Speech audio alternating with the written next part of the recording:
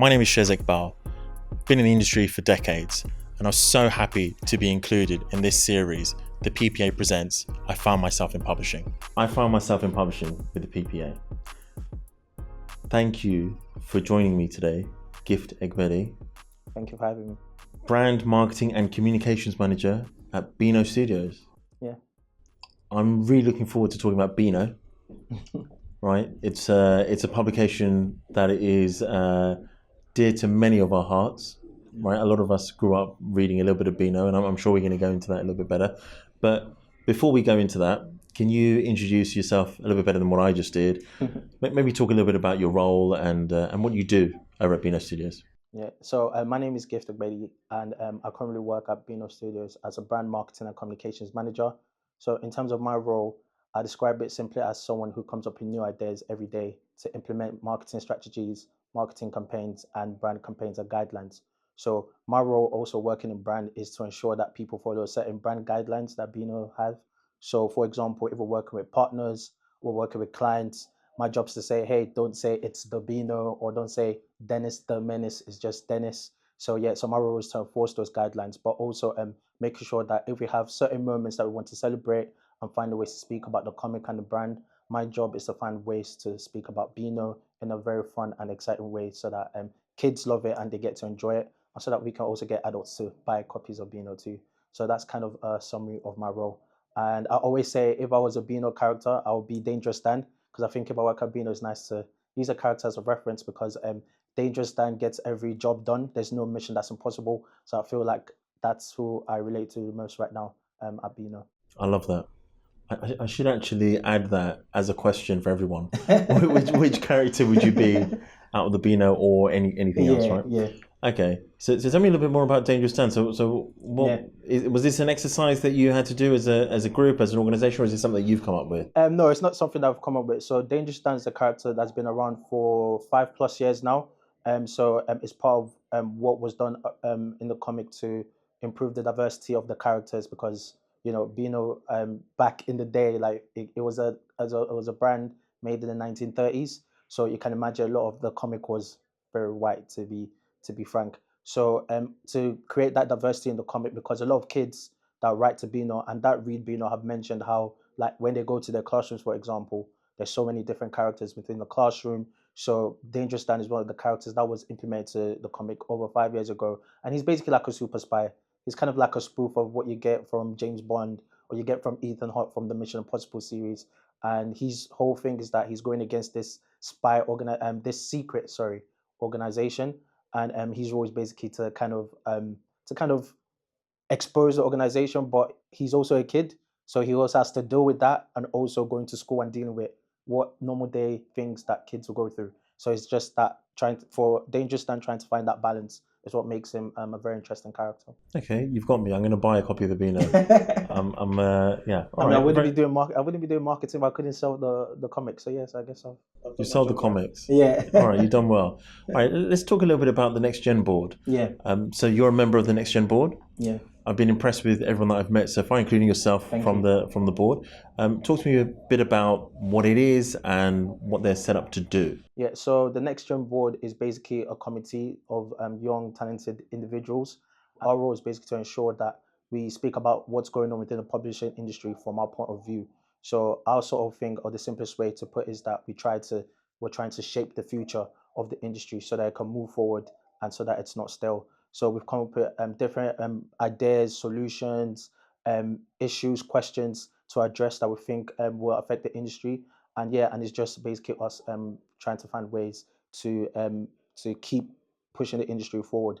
So for example, as part of the team, we've worked on a community engagement piece, which is just to encourage people about engaging with their communities and how that's done. And that was actually implemented in the PPA Awards this year for the first time. So congrats to that team for that. And we're also working on a microsite.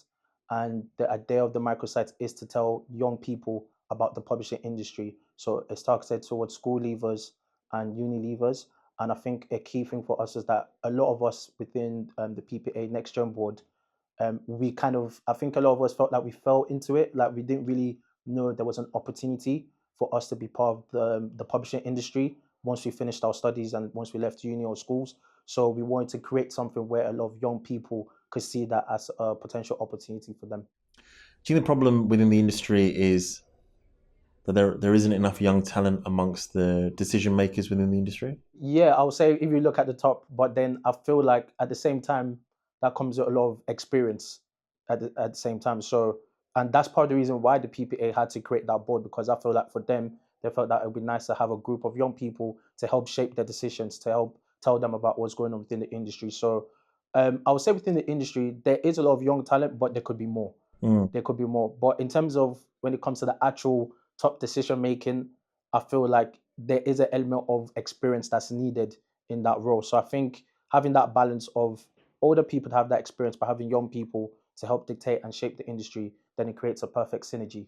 But that said, I do think initiatives like the Next Gen Board almost accelerates your growth and your learning, right? Yeah, definitely, because not only do I get to speak to senior members within the publishing industry, but just speaking to my peers, like us just being in the same group, us just being to exchange information, knowledge, our experiences, and what we've been through. That alone is you learn so much just from people as part of the board. So yeah, so it's a nice way to also network and connect with other people too. I think that's a key thing. I mean, just having that social aspect, within the industry, and just be able, because you never know when maybe in the future I might need some help in a certain area, and there might be someone that I've connected through the PPA Next Gen Board that would possibly could help me out in a sort of area or field that I have no knowledge or clue, or I need more information about. Yeah, I definitely can agree to that. There's been a fantastic networking opportunity amongst that board, and I believe that you as a group also created some networking events as well. Yeah, definitely. Yeah. So I'll give that credit to Beth. So Beth, yeah, did a networking event, which was to just get young people within the industry to meet each other. And then Sarge was also there, who's the CEO of PPA, and she gave her experiences of what it was like for her working within the publishing industry. So just getting to hear her story and experience of how she grew to where she is right now was quite interesting. And we also have WhatsApp groups. So yeah, so we use the WhatsApp group to communicate or whatever. So that's kind of a nice touch. And we have like meetings here and there. That is meetings with the PPA, but we're also implementing meetings away from the PPA to just have that social sort of experience with no pressure, having to speak about work and just general stuff, I guess. Bit of chit chat. Yeah, Yeah, it's always nice. yeah, To have it that. is. So it's a very social industry Yeah. for sure. How did you get into it? I always say that, like I said previously, I kind of fell into the publishing industry. So I studied psychology in University of Hull, and when I studied that, I really studied psychology because I loved the course when I did it in my A levels. I had a fantastic teacher, so I give her a lot of credit, and she made it fun to understand, easy to understand, and I've always been raised on doing what you love. So my dad has always said, whatever you love, just do it. If that's what you really like to do, just go and do it. But as I was in uni and I studied it, I always had a passion for music. So music was another thing. So there was this like, what do I really want to do sort of situation. I was a bit confused. And at the time I was like, yeah, I just want to be a music producer. So that was my thing. So I took music more seriously. So I started working on my craft and producing songs for friends, for people, working on my own personal music, etc. And I was thinking, yeah, as I finish uni, the first thing I'm going to do is try and get away into the music industry just by music producer, etc. But things don't go according to plan. So initially, when I was looking for roles in the music industry, I was struggling. And then my first role from uni was I got into finance, and it was dealing with loans. I wasn't really fond of it. I didn't really enjoy it. I wasn't passionate about it. And then from loans, I went into recruitment sales, which I was good at. I was great at it. I did very well. I did it for 2 years, but I just wasn't fulfilled. That was the way I just felt like something was missing, and I just couldn't put a finger on it. And then at some point I just had like this like light bulb moment. It's like something just slapped me in the face. I was like, actually, it's not that you want to be a music producer, you just want to be creative. So whatever you do in your work, if it gives you the opportunity to be creative, to come up with new ideas, to just let that creative output, then you will be fine. So it's not necessarily about music. And that light bulb moment just sparked like a change in my mindset. And then I started applying to companies that I felt that I liked, or that I felt that they had that creative spark when I read about them and what they did. And a friend actually sent me the role at Beano. So I didn't even see it myself, because she was going through a change in her own life where she wanted to do something different. And so I would send her roles in her field, and she would send me roles in my field. So we're just like swapping each other, like, and then we'll bug each other, nag each other, like, have you applied? And so yeah, so thanks to her, she sent me the Beano role, and she was like, I think you'll be good at this company. And I remember thinking, oh, I used to read Beano as a kid, like growing up, like I was a huge fan of the comic. Even when I lived in Nigeria, I used to always get my mom to when she was, because my mom was living in London and I was living over in Lagos, so I would always call her and be like, can you get me like copies of Beano and just bring them over so that I could read them. So yeah, so it was cool to apply to such a role, and then they liked my application, had 2 interviews, and yeah, here I am right now. So yeah, that's how I kind of got into publishing, and yeah, I kind of fell into it, I guess. It's a really nice story, right? The idea of the fact that you were reading these comic books and actually asking your mum to send them over to you, Yeah.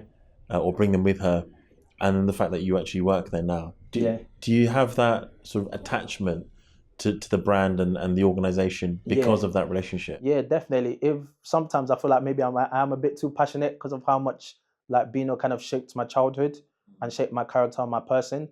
So yeah, so I actually feel like that creativity, a lot of it stemmed from reading Beano at first, like that humor, the jokes, how funny the comic was, how it was written. That creativity, you can feel it when you pick up an issue of the comic, and I felt that really sparked where I am right now, and it just made me to some degree. So also, it's a bit surreal because there are people that still work at Beano that actually like wrote that edited Beano, that the one issues I read or wrote in them or did work on them, and I get to work with them now. Like I have meetings with them, and it's just a bit surreal knowing that when I was a kid, it was like they were implementing writing these comics, and now I get to work with them and I can even give them my opinion, and they actually respect it and they hold my opinion to high regards. So yeah, so it's kind of like a bit of a dream come true. I feel like if I knew when I was reading, if I could go back in time and tell like my younger self that I'll be working at Beano, I possibly wouldn't believe it. I can feel that. I can feel that passion. Yeah.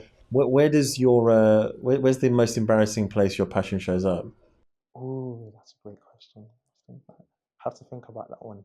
Most embarrassing You got place. Beano curtains at home? Do you know what? I do have quite a few Beano stuff. Like, yeah, if you go to my room, I have mugs, I have a Mugs that you pillow, I have bought, a or pillow. you haven't stolen these from the No, office? I was telling you, so they Okay. like gifts. Like, Okay. yeah, so many gifts. Yeah, I have quite a lot of I have Beano tea towels.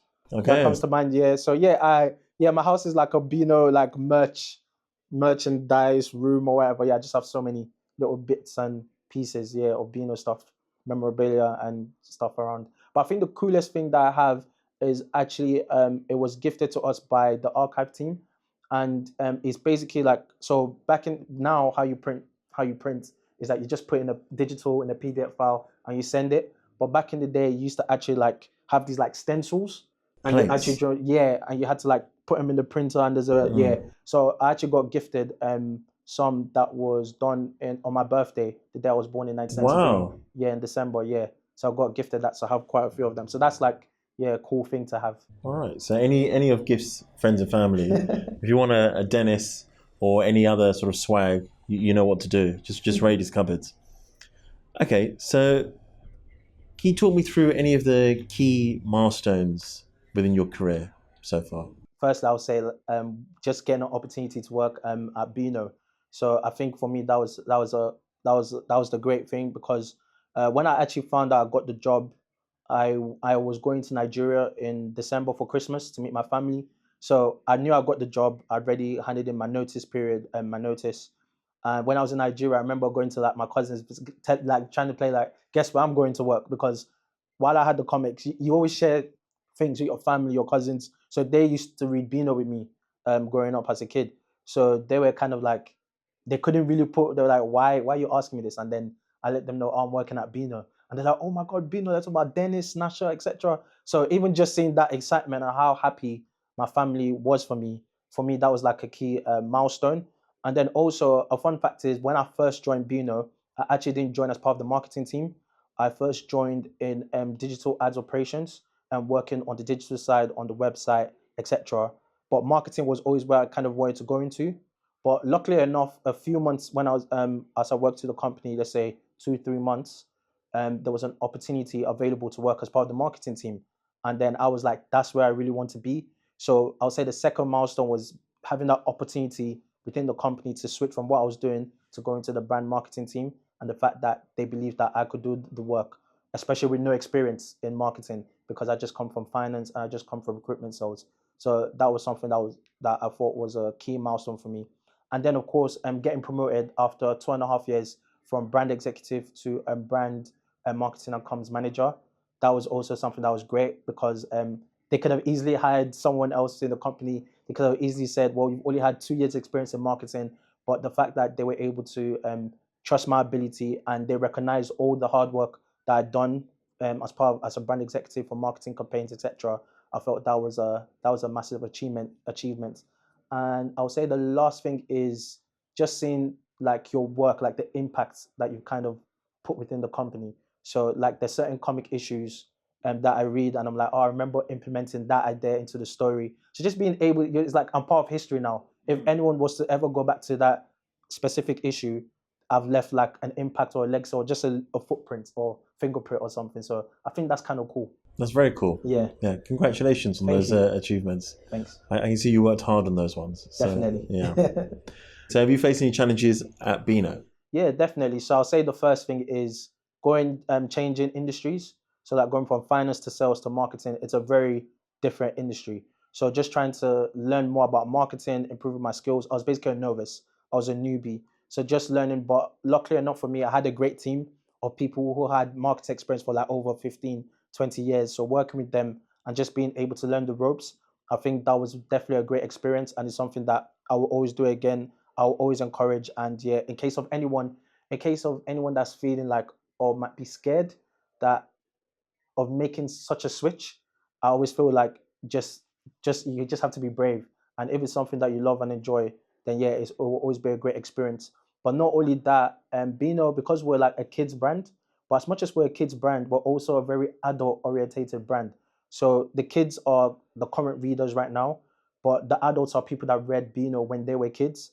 So trying to find that tone of voice of knowing, okay, we're speaking to kids, we have to kind of change our tone of voice and speak to kids in their language in a certain way, and maybe use terminologies that they currently say or use. Like everyone says aura nowadays. So just implementing those little things, but also knowing that when we speak to adults, we also have to change that tone of voice to a more mature, senior way, and maybe play a bit on the nostalgia of when they read Beano as a kid. So that was something that was a challenge. But the longer that you work in it and the longer that I've been in the role, I'm starting to find it easier to now understand, and it's kind of like second nature. So I kind of know when it's kids, this is how we'll speak to them, but when it's adults, this is what we'll do.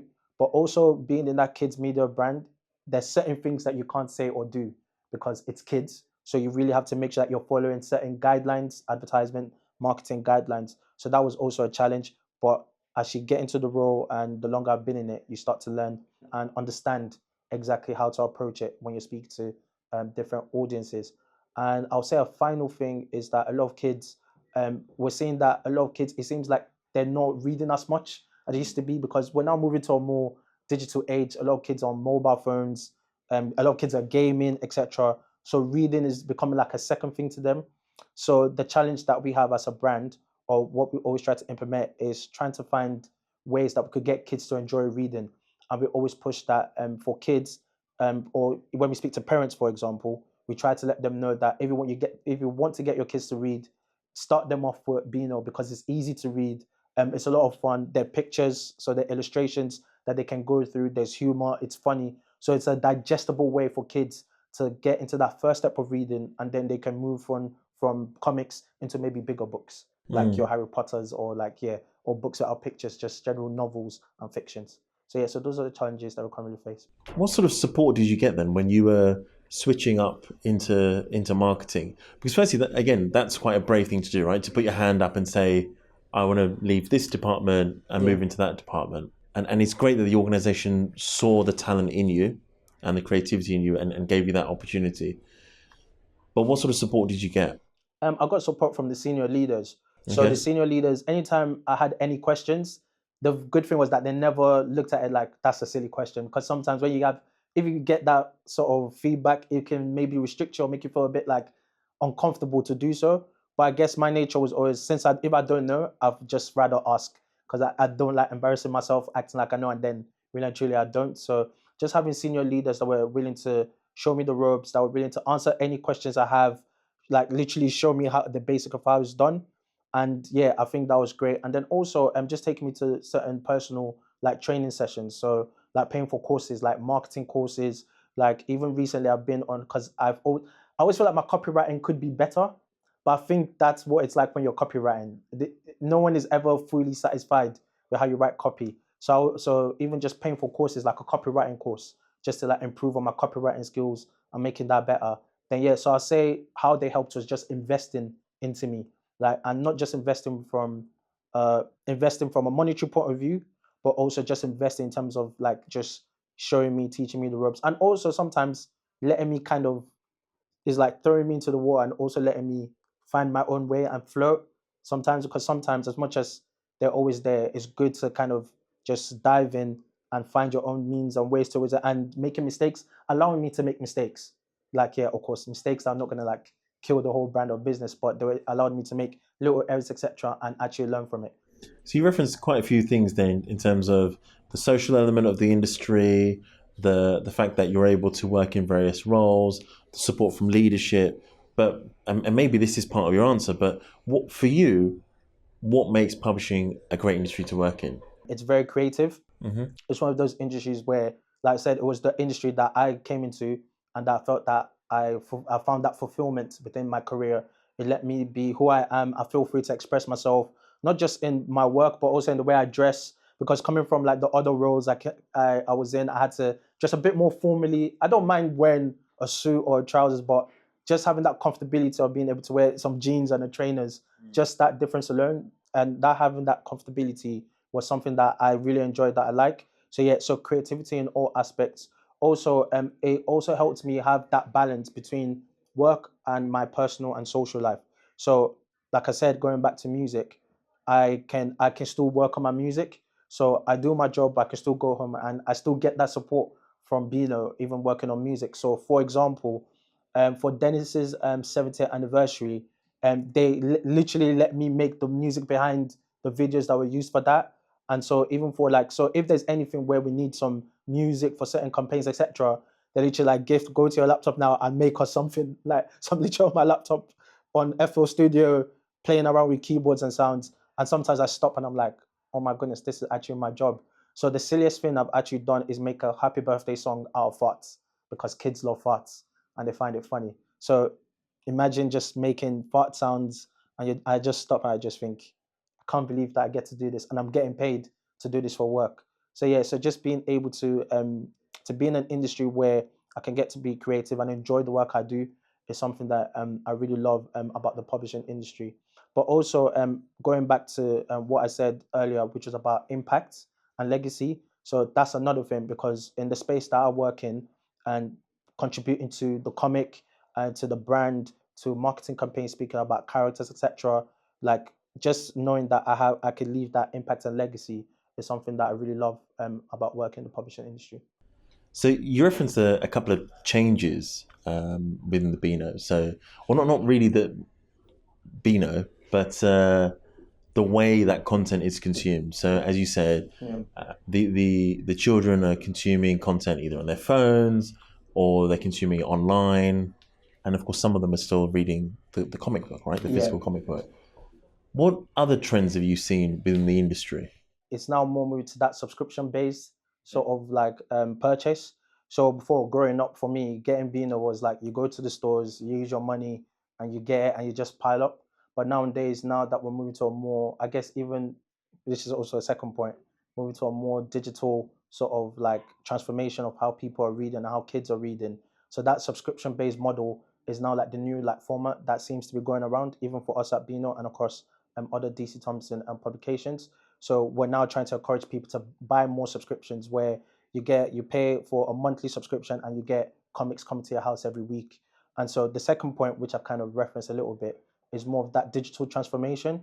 So it's more moving away from actually having a physical copy, but going more into, for example, ebooks or something, or using apps to read, etc. So that's a trend I'm currently seeing across the industry.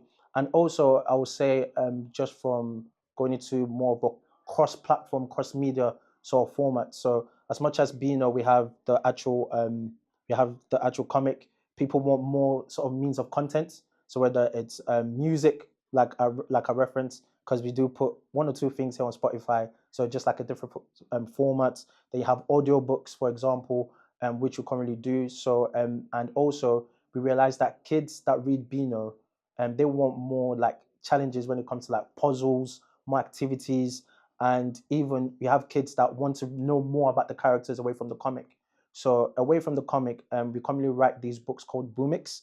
So it's basically like a mix of a book and a comic. So it's like after a comic, you get a boomix, and then you get like an actual like book. And the whole part of the boomix is just to share more stories and go deeper into the characters' lives and stories. So from a content point of view, we can see that people are looking for different sort of means and different sort of content. Where as before it was just the comic, but now there's TV shows, there's toys, there's games, etc. So yeah, so it's just that means of content. So there's an origin story out there about Nasha. Oh yeah, there is. I couldn't tell you it, to be honest, because this is, I feel bad now. But yeah, I couldn't tell you the origin story per se. But yeah, but everyone kind of has like their own stories, and they're deeper topics within the comic, because the comic is supposed to be more light-hearted, but they're deeper topics that we address in the books. So for example, Minnie the Minx, her parents actually go through a divorce.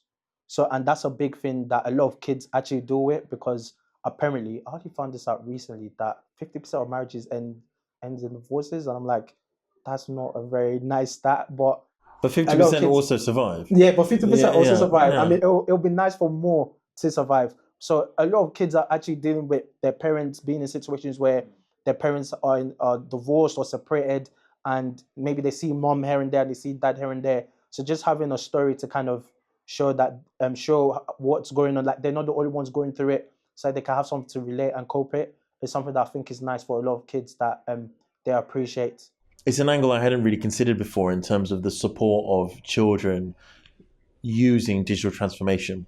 Yeah. So using either the app or the games or the boomix, which Yeah. is evolving formats. That's very cool. It's very interesting to hear. So what do you see happening next? What are your predictions for the future of publishing, or future for the industry, or future for Beano? Yeah, I think the future, I mean, I'm sure a lot of people are thinking about it, and the current thing is AI. That's literally the Literally next. nobody's mentioned AI. Is it? No one's No, mentioned no, AI. no. Oh my Yeah, god, yeah, that's surprising. okay. But yeah, but for me, everything that I see is just in relation to that, because now AI is a tool that people are using not just for writing, but for editing, for translations, etc. So I think the use of AI in terms of how we then create content and create different means of products for people within the publishing industry, I think it's something that we'll consider and is going to advance as we get into the future. But also something that to consider is that a lot of I personally feel like the people inputting the information or programming the AI, we don't want a situation where they have their biases involved, etc. So I feel like it's almost an important tool that everyone needs to use to remove those unconscious biases from the tool. So yeah, so I think that's something that we need to consider in terms of the future of the industry. Also, we're getting to a period where a lot of people are putting their own information out there. So on social media, for example, you could put in your thoughts, and like sometimes you get these screenshots from people, and people are like, someone tweeted something and you get a screenshot and people believe it as facts. So more fact checking information, because a lot of people are putting out their own news and their own content. So understanding the sources, there's also a future, because the future of the industry. And we'll get a lot of people actually like working in terms of like self-publishing. Like, so people are putting out their own self-published books and creating their own stories and narratives out there. So I think it's important that as we head into the future of publishing, we need a situation where we can actually fact check these things. We can fact check sources, and we can make sure that information that is being put out there, that the content is trusted from people. Because I think people now we're in a position where we're a bit more skeptical about everything, right? Like things come out, even music, for example, music comes out, and people are like, "Is that real, or is that an AI version of the artist, etc." So yeah, so I think it's just something that we'll have to consider, and that's where I can see the future of the industry going. On that same breath, what do you see as the opportunities for innovation and growth? I feel like innovation and growth is actually not being scared to use these tools. I feel like these tools are actually important, but it's more about how they're being used. I think that's where we maybe have to be careful.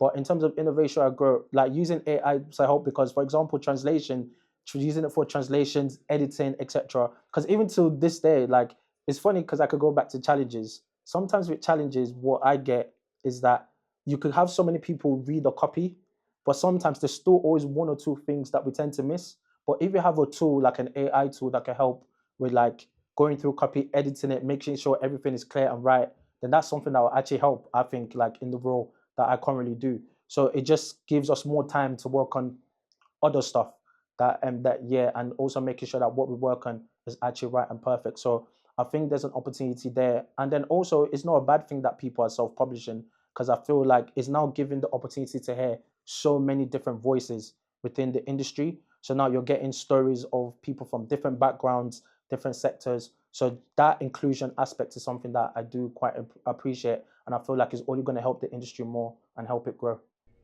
So you've been in the industry for 4 years. Yeah.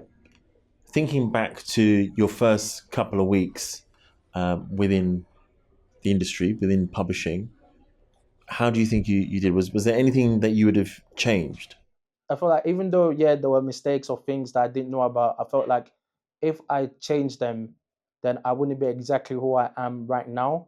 So I wouldn't change it because I'm happy with who I am right now, if that makes sense. So Absolutely. yeah, so no, actually I wouldn't change them. I'll actually, if I could go back, I'll actually just do it all again the same way I did, yeah, because I'm quite happy with how everything turned out right now. So yeah, I wouldn't change it. Okay, so let's draw from it some advice then. So Sure. what did you do that was particularly good that you think could be used as advice for newcomers within the industry? I basically was ready to take a risk. Mm, Like, yeah, I was ready to take a risk, and I wasn't scared of to fail if I didn't get it. So when I was looking for those roles in the creative, like when I was looking for roles in creative companies and industries that I thought could bring up my creativity, but even if I didn't have the experience, I just kept applying. I just kept applying, and I always made it clear. I didn't lie and say like, oh, like I had the tools. But what I tried to do is that I tried to show my experience, my previous experience, how I was creative, maybe working in finance, or how I was creative working in recruitment sales. And I also use elements of music, of what I do in music and how I worked on that to help that creativity. So I would say an advice is using everything that using all your knowledge and experiences of your past will always help you towards your future. Because when you understand your past, you can always know exactly where you're going to. So I would say never be scared to take that risk. There's always transferable skills that you can use in your past for your future, and always be willing to learn. Like I think if you show that willingness, that yeah, I'm open to learn new things, I think is also great, because from my experience, I get a sense sometimes that people would rather someone new, because the reason why is because they can literally mold you into the person that they want in their business and their company. So that's actually a good thing for them.